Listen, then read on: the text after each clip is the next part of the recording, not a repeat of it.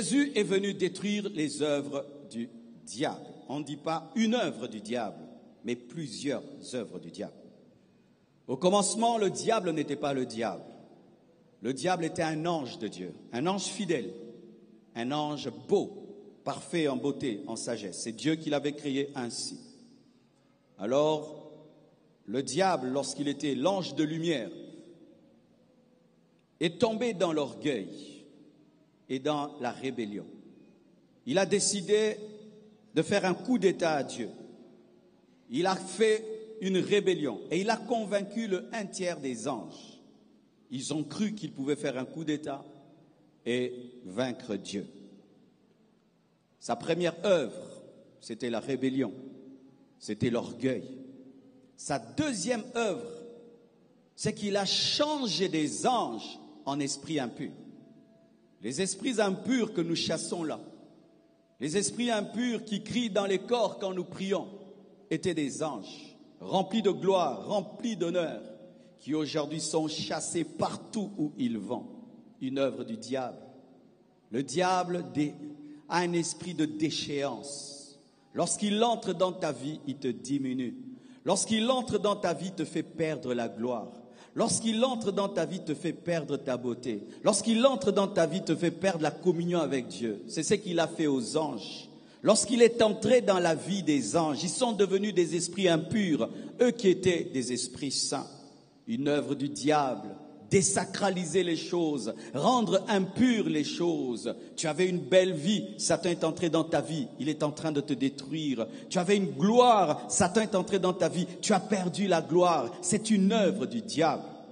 Et lorsqu'ils se sont rebellés avec le diable, Dieu les a précipités sur la terre. Mais lorsqu'ils sont arrivés sur la terre, cette terre n'était pas encore habitée par l'homme. Et c'est après que Dieu a créé l'homme. L'homme a été créé et le diable voyait. Le diable voyait. Il était déjà là. Car la chute du diable a précédé la chute de l'homme. Alors que Dieu est en train de créer l'homme à son image, à sa ressemblance, Dieu dit à l'homme de dominer sur tout ce qu'il y avait sur la terre. Et qui était aussi sur la terre? Le diable et les démons. Et donc, en établissant, en donnant la domination à l'homme sur tout ce qu'il y avait sur la terre, il lui avait donné aussi la domination sur le diable. Et le diable entend que Dieu l'a placé sous l'homme qui a été créé à partir de la terre. Une motte de terre devait dominer sur lui. Mais comme il connaissait les principes de Dieu, que Dieu ne marche jamais avec celui qui vit dans la désobéissance, il ne marche jamais avec celui qui brise sa parole, il a dit, comme moi j'ai été chassé par Dieu, déchu à cause de ma désobéissance, je ferai que l'homme aussi désobéisse, et ce qui m'est arrivé lui arrivera. C'est alors qu'il se cache dans le serpent, parce que le serpent ce n'est pas le diable, c'est une créature de Dieu, dans laquelle, au travers de laquelle le diable a parlé à Ève. Il séduit Ève, une autre œuvre du diable. Ève mange le fruit défendu. Et au travers de Ève, il séduit Adam. Et Adam également mange le fruit défendu. Une autre œuvre du diable. Et lorsque l'homme est déchu, voici ce qui arrive à l'homme. L'homme commence à engendrer des personnes déchues. C'est-à-dire que le premier homme, Adam et Ève, les premiers hommes, Adam et Ève, n'étaient pas créés déjà penchés vers le mal, mais à partir de la chute d'Adam et Ève, tous ceux qui naissent de l'homme, tous ceux qui naissent de la femme, naissent directement penchés vers le mal. Ce qui fait qu'il n'y a pas l'école pour voler, il n'y a pas l'école pour être orgueilleux, il n'y a pas l'école pour être jaloux, parce que nous naissons déjà avec la jalousie, nous naissons déjà avec la haine, nous naissons déjà avec la colère, nous naissons déjà avec l'impudicité, nous naissons déjà avec une tendance vers l'enfer, une autre œuvre du diable, une nature pécheresse, une nature poussée vers le mal. L'homme, lorsque Dieu l'a créé pour qu'il soit éternel. Dieu n'a pas créé l'homme pour qu'il vive 1000 ans. Non, Dieu a créé l'homme pour qu'il vive plus de 2000 ans, 3000 ans, éternellement. L'homme ne devait pas mourir. Comment un homme ne devait pas mourir? C'est-à-dire que ce corps-ci est vraiment déchu. C'était un corps qui ne vieillit pas, un corps qui ne subit pas le temps, un corps qui ne subit pas la maladie. Et Dieu a dit, comme tu as mangé, tu mourras. Eh bien, mes frères et sœurs, Adam n'est pas tombé directement mort et Ève, non. Ils ont vécu très très longtemps, 900 ans. Mais la mort était déjà là. La mort, c'est quoi? C'est lorsque les cellules ne se renouvellent plus parfaitement. Je crois que pour Adam et Ève, les cellules ont commencé à se dégrader après 400 ans peut-être, après 600 ans ou 700 ans. Mais pour notre part, c'est déjà à partir de 20 ans. Tu sais ça, à partir de 20 ans, 25 ans, tu commences à vieillir. Toi qui dis 30 ans, je suis jeune, mais si on t'étudie sur le plan scientifique, tu as déjà commencé à vieillir. C'est pourquoi certains sports, tu ne peux le faire que jusqu'à 20 ans, jusqu'à 25 ans. Tu vois les footballeurs, déjà 35 ans, on lui dit que tu es vieux parce que ton corps ne se renouvelle plus parfaitement. Et c'est alors que les hommes commencent à mourir à 120 ans, commencent à mourir à 100 ans. Une autre œuvre du diable, la possession démoniaque. Vous savez, lorsque les anges étaient au ciel, la présence de Dieu était leur paradis. Mais lorsqu'ils sont précipités sur la terre, leur petit paradis s'est habité dans le corps de l'homme. C'est pourquoi les démons cherchent à entrer dans les corps de l'homme, parce qu'ils ne trouvent du repos que dans le corps. Ils appellent nos corps des maisons. Et la Bible nous dit que lorsqu'un démon est chassé d'un corps, il va dans le lieu aride. Beaucoup de gens imaginent que le lieu aride, c'est un désert, au désert. Je te chasse au désert. Si tu vas à Dubaï, il n'y a pas un lieu qui est le lieu aride. Il n'y a pas un lieu au désert, un lieu des démons. Le lieu aride, c'est en dehors de l'homme.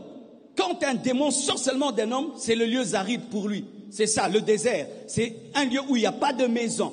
Un démon qui n'a pas de corps, qui ne possède personne, est dans le lieu aride. Lorsqu'il possède un corps, il est dans la maison. Une autre œuvre du diable, on a commencé à voir des hommes avec des démons dans leur corps, des démons dans leurs âmes, des démons dans leurs esprits. C'est qu'on appelle possession, c'est qu'on appelle oppression, c'est qu'on appelle lien. Des œuvres du diable. On a commencé à voir des sorciers, des magiciens. On a commencé à voir des occultistes, des œuvres du diable. Mais Jésus est apparu pour détruire toutes ces œuvres. Jésus est apparu pour détruire la sorcellerie, pour détruire la magie, pour détruire même la puissance de la chair, parce qu'il a crucifié la chair avec tous ses désirs. Donne-moi un amen. Aujourd'hui, c'est comme une croisade. Donne-moi un amen. Mais je veux plus m'appesantir sur une œuvre du diable, la maladie, la maladie. Alors certains vont dire non, la maladie n'est pas toujours démoniaque. Oui, c'est vrai.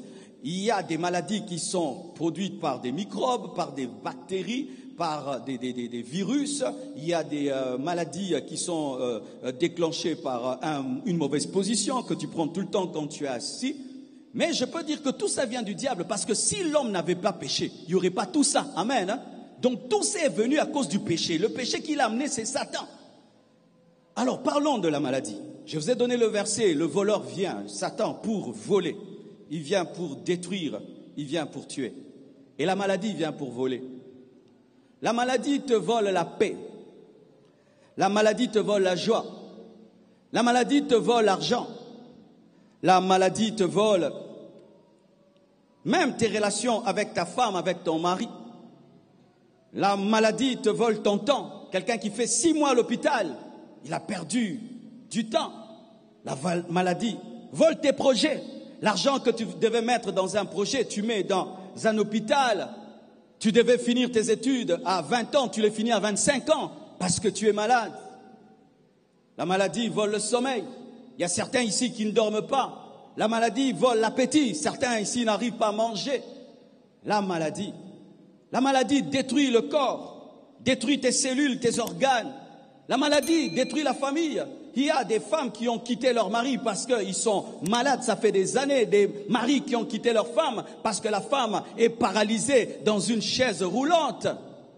La maladie détruit la beauté, détruit la force. La maladie détruit les couples. Des couples qui sont détruits parce que l'homme est devenu impuissant, la femme est devenue frigide. La maladie détruit les couples. La femme n'enfante pas, l'homme attend, il n'y a pas de bébé et il sort dehors. La maladie détruit les familles. La maladie tue, arrête la vie. Tu devais vivre longtemps, mais tu t'arrêtes. Et ça peut même tuer une famille. Nous connaissons des familles qui sont détruites depuis que papa est mort, depuis que maman est partie. La famille est détruite. C'est pourquoi n'aimez jamais la maladie. N'aimez jamais la maladie. N'aimez jamais la maladie. N'aimez jamais la maladie. Haïssez la maladie. Refusez la maladie. Combattez la maladie. Chassez la maladie. Refusez la maladie. Refusez la maladie. Chassez la maladie. Refusez. Ne l'acceptez pas. Refusez la maladie. Donne-moi l'amen. Donne-moi l'amen. Frères et sœurs, la maladie amène la souffrance. La maladie amène l'humiliation. Tu es là bien habillé. Tu vas quelque part, on te dit de te déshabiller. Devant 10 docteurs qui te regardent comme ça. C'est humiliant. C'est humiliant. Il y a des choses qui passent dans les hôpitaux. Et tous ces médecins qui en profitent, que Dieu vous pardonne. Oui, chère sœur, je te donne un conseil.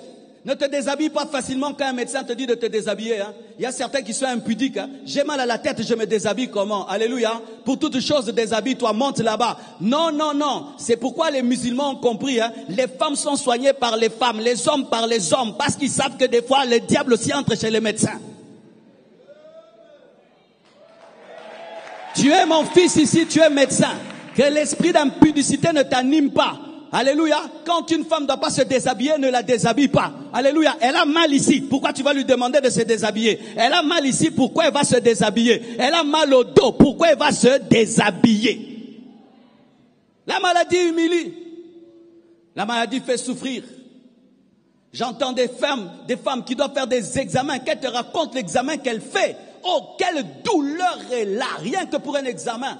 Rien que pour qu'on voie ton estomac, il faut qu'on te fasse entrer un tube dans la gorge, jusqu'ici. On te coupe une partie de ton estomac, on enlève. Mes frères, n'aimez pas la maladie, n'aimez pas la maladie. D'autres, il faut qu'on ouvre, on met là-dedans du plastique ou un barre de fer dedans. N'aimez pas la maladie, n'aimez pas la maladie. Les œuvres du diable amènent la souffrance. Amène le vol de la paix, le vol de la joie, le vol de l'intelligence. Quelqu'un qui devient amnésique, il oublie ses enfants, il oublie sa femme. Quelqu'un devient courbé, il ne regarde plus le ciel, il regarde que la terre. Mes frères, n'aimez pas la maladie. Pour que Dieu commence à t'utiliser pour les malades, tu dois les aimer. L'un des secrets d'un ministère de guérison, c'est quand tu commences à avoir la haine pour la maladie et tu commences à avoir le souci des malades. Les guérisons vont commencer à avoir lieu. Car Dieu ne nous utilise qu'en faveur des gens que nous aimons. N'aimez pas la maladie. La maladie est mauvaise. C'est pourquoi il n'y aura aucun malade au ciel. Aucun malade n'est malade. Aucun ange n'est malade. Il n'y aura pas de malade au ciel. Et crois, ta maladie va te quitter maintenant. Oui, ta maladie va te quitter maintenant. Quel que soit le nom de ta maladie, quel que soit le nom de ta maladie, elle peut te quitter maintenant. Parce que Dieu ne l'aime pas. Ce n'est pas le plan parfait de Dieu. Dieu ne l'aime pas. Et comme Dieu ne l'aime pas, crois, tu seras guéri. Ah, donne-moi la main. Le voleur ne vient que pour voler. Il ne vient que pour détruire. Il ne vient que pour tuer. Mais Jésus, le bon berger, est aussi venu. Il n'y a pas que le diable qui vient. Il y a aussi Jésus qui est venu. Et Jésus est supérieur au diable. Celui qui est avec toi est supérieur que celui qui est contre toi. Celui qui répare est supérieur à celui qui vole. Celui qui restaure est supérieur à celui qui détruit. Celui qui ressuscite est supérieur à celui qui tue. Je te présente la supériorité de Jésus. Si le diable a fait quelque chose dans ta vie, Dieu aussi peut faire. Donne-moi la main, je vais te parler. Pourquoi nous croyons facilement que le diable peut voler? Pourquoi nous croyons facilement que le diable peut détruire? Pourquoi nous croyons facilement que le diable peut tuer? Mais nous ne croyons pas facilement que Jésus peut ressusciter, que Jésus peut bénir, que Jésus peut restituer. Si le diable vient, Jésus aussi vient. Si le diable maudit, Jésus aussi bénit. Frère, sois béni. Si ton oncle te dit, Mwana, sokingai, nazanoko na yote, totala soki okobota, tu commences à trembler. Moi aussi je te dis, Mwana, sokinga za pasteur na yote, tokomona soko okobota, okobota, okobota, okobota, au nom de Jésus. Croyez à la bénédiction plus qu'à la malédiction. Croyez en la restauration plus qu'à la destruction. Il n'y a pas que le voleur, il y a aussi le bon berger. Si le voleur vient, il y a aussi le bon berger. S'il y a le voleur, il y a aussi le bon berger. Sois restauré. Donne-moi la main. Si quelqu'un peut parler dans ta vie, te dit on verra. Mais Jésus dit, tu vois. qui va gagner? Le voleur vient, mais le bon berger aussi vient. Et il donne la vie et en abondance, parce que lui-même est l'auteur de la vie. J'annonce la venue de Jésus. Il est venu détruire les œuvres du diable. Il est venu détruire les œuvres du diable. Donne-moi la main.